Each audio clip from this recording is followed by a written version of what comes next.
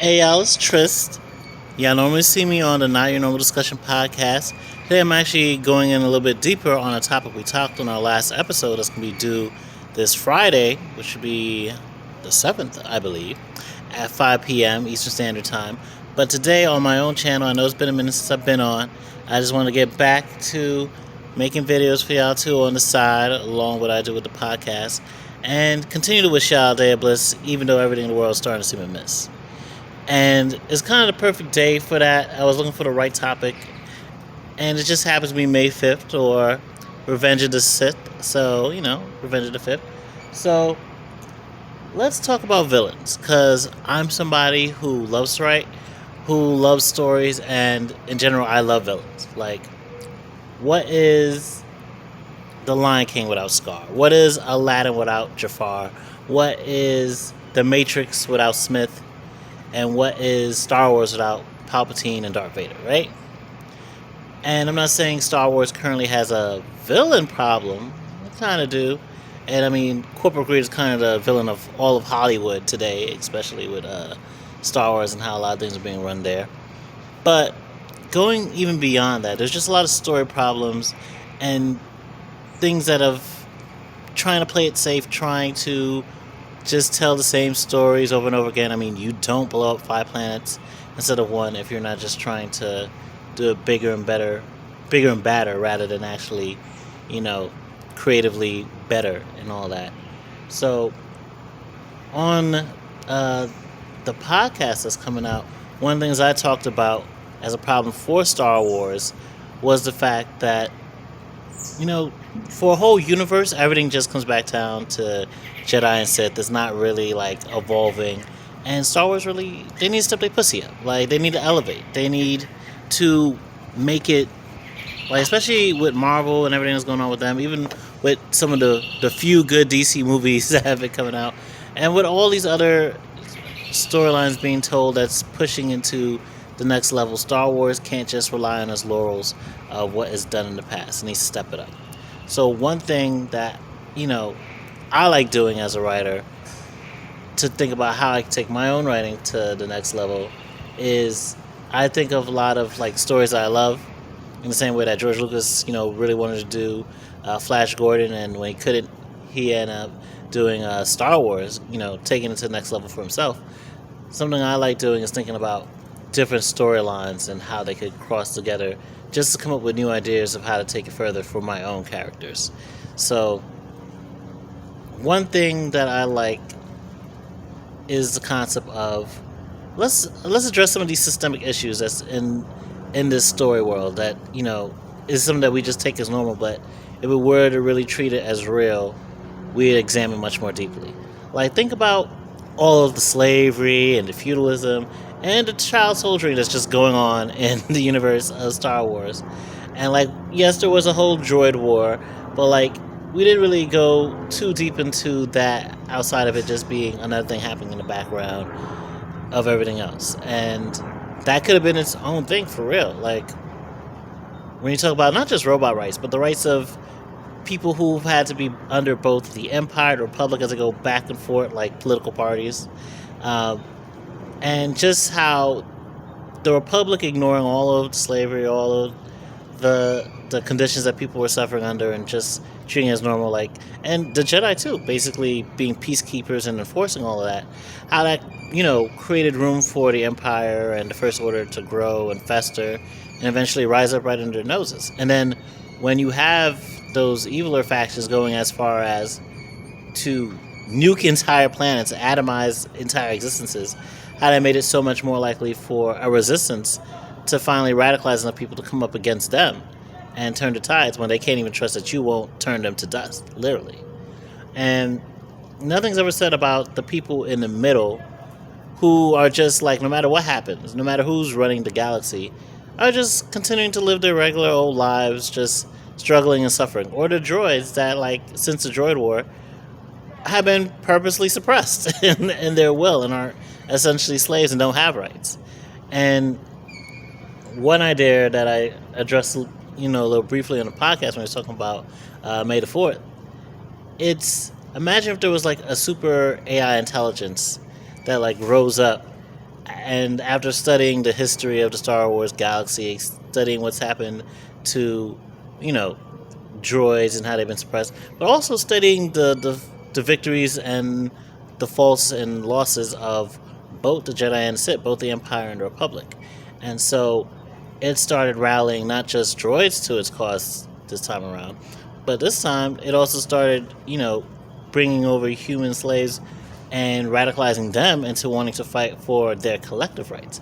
As to say, oh, well, if the Sith are the too far right going into full annihilation, genocide, what if, and as a socialist, I'm not saying this is too far left, but in the concept of playing into, things people can relate to today, being too far left in the concept of, hey, tearing this whole system down to create a better system. And, what if in doing so, it recruited a couple,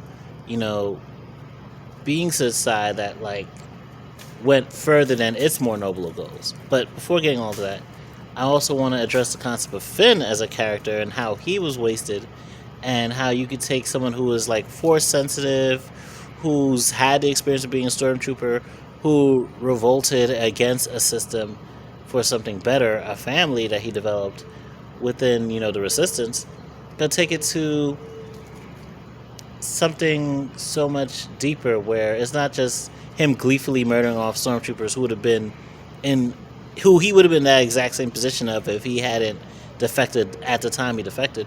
But he's someone who, because he was a stormtrooper, he steps up and he's actually able to talk them down from firing upon them and de-radicalize some, not all, of course, but he has, instead of just woo, whooping every time he's murdering, those are the only people he loves to murder, instead of regular villagers.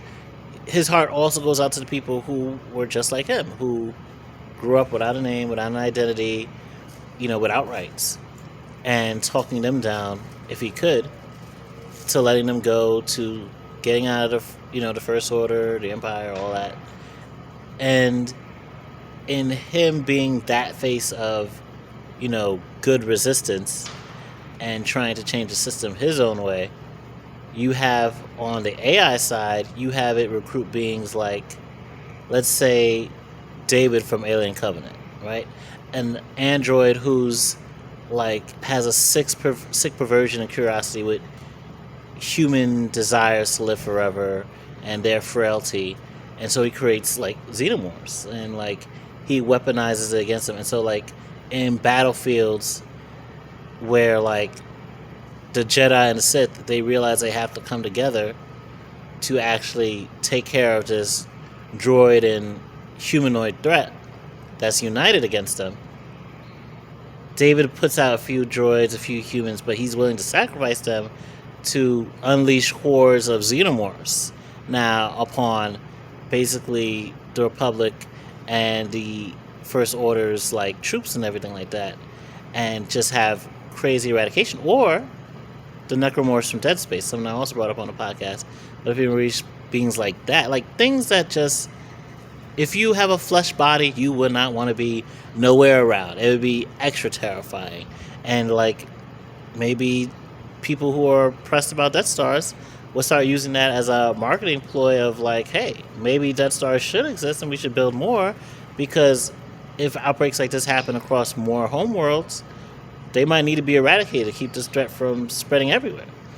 And so you have ways that you can grow the universe of Star Wars beyond just, again, Death Stars and laser swords. But going back to Finn, and going back to the super AI, what if it wasn't only David who recruited, someone like David, but also you had Phasma come back after she fell through the fiery doom in Last Jedi?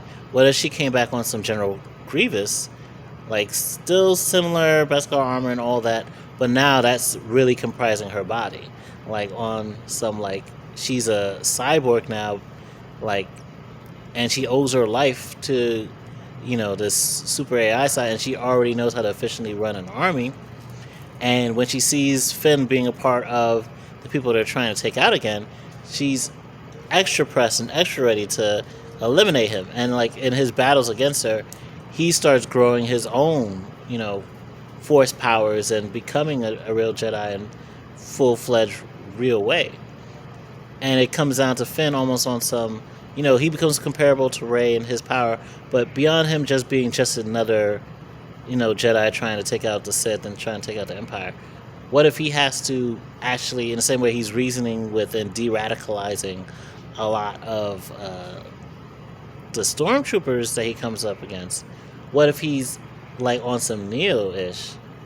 Neo in Matrix Revolutions is going to the source and basically bargaining to end the war and bargaining for how they can rebuild a better system together in a way that will require less death, if possible, and less eradication, and less of David and Phasma's like complete annihilation of entire planets.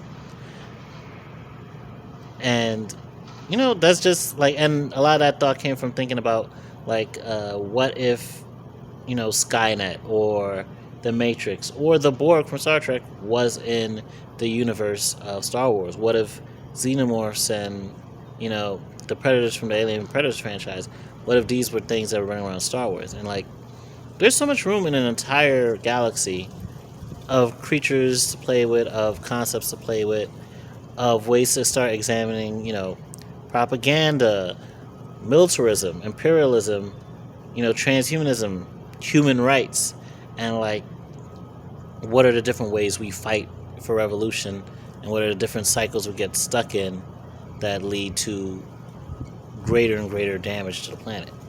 So like, of course they would never make this movie, and of course this movie necessarily couldn't be made because of everything from all the guiding forces that are in Hollywood that beef up militarism on one level, because of all these different IPs are not related together. But I just want to introduce this idea in my own villainous way, as just for you creative people out there, you who want to make stories of your own. I know at one point I felt daunted by all the storylines being told by all these franchises, and like, what could I write that would take it to the next level? But I think thinking about where these places are limited, where they're failing to tell complete stories because they're always trying to rely on fan service and just rely on a formula, that's where we can excel in taking our ideas to that next level where they can't, so that we can create stories that will truly resonate with people because they come from the heart and they're willing to address things that the big franchise just can't, even if they have the budgets to do so. But it's been great making yet another video for the Tryst of Fate.